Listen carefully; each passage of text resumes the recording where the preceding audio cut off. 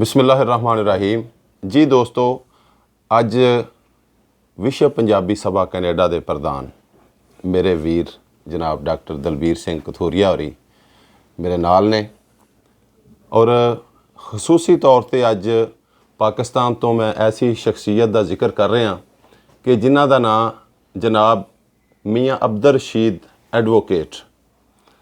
जिक्र इस वास्ते कर रहे हैं कि जिहड़ी डॉक्टर साहब 3 दिन वास्ते ये वर्ल्ड पंजाबी साडी सभा वालों कॉन्फ्रेंस जिहड़ी हुई है, ਇਹਦੇ ਵਿੱਚ आने वास्ते मैनू NOC का खास तौर पर जिहड़ा प्रॉब्लम होया तो उदों पता लगा कि यार की हुंदे ने। और मेरे इस वीर जनाब मियाँ अब्दुल रशीद एडवोकेट साहब ने दिन रात मुहब्बत की। इन्हां दे साथी जनाब मिर्ज़ा साहब और जफ़र साहब और होर भी काफ़ी साथी जिन्हां दा मैनू नाम नहीं आ रहा, और कुछ MNA साहब या जो भी ये कर सकते सन मेरे वास्ते इन्होंने किया है। मैं इस ते जनाब मियाँ साहब ने सल्यूट पेश करना।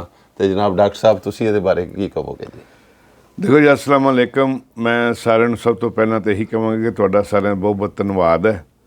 पहले धन्यवाद तो अकबर साहब का तो करना ही करना असी, पर उस तो पहलों मियाँ रशीद साहब का तो उन्होंने सारी टीम जिहड़े सहयोगी ने जिन्हां ने इन्हां नूं साडे कोल इत्थे पहुँचाउण तक इन्हां दी मदद की है। किसी कागज़ पत्तर जिहड़ी कमी सी वो पूरी करवाई है।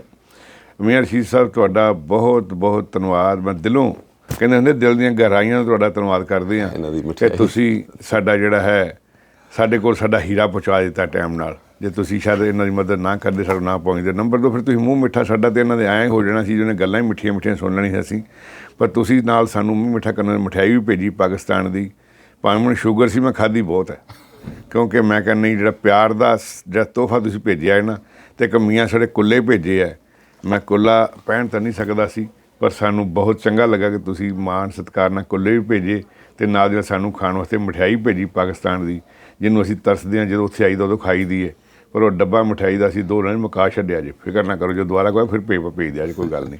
बहुत मेहरबानी तुहाडी। मैं तुहाडा दिलों धन्नवाद करदा कि तुसीं साडे कोल साडे हसनैन अकबर साहब जिहड़ा साडा एक बहुत पाकिस्तान का एक अनमोल हीरा है जिन्होंने साडे कोल भेजिआ है। बहुत बहुत धन्नवाद तुहाडा सारिਆਂ दा। कॉन्फ्रेंस जिहड़ी है वो तुहाडी सारिਆਂ दी जिहड़ी है, तुसीं भावें उत्थे सीगे, असीं मौजूदगी जिहड़ी है तुहाडी इत्थे महसूस करते रहे हैं। कोई गल महसूस करन दी हुंदी है, पर जे तुसीं खुद भी सारे किते साडे कोल आ सकदे हो तो होर मज़ा आवे। असीं अगली जिहड़ी कॉन्फ्रेंस जुलाई के पहले हफ्ते अनाउंस कर देनी है। हुण तो तुसीं सोच लो कि असीं अगली वारी जरूर जाना है। हसनैन अकबर साहब ने तो आउणा ही आउणा, पर तुसीं नाल जरूर आउणा, क्योंकि जिन्ना सारे इकट्ठे भरा होवांगे ना तो होर ही मज़ा आएगा। बहुत मेहरबानी।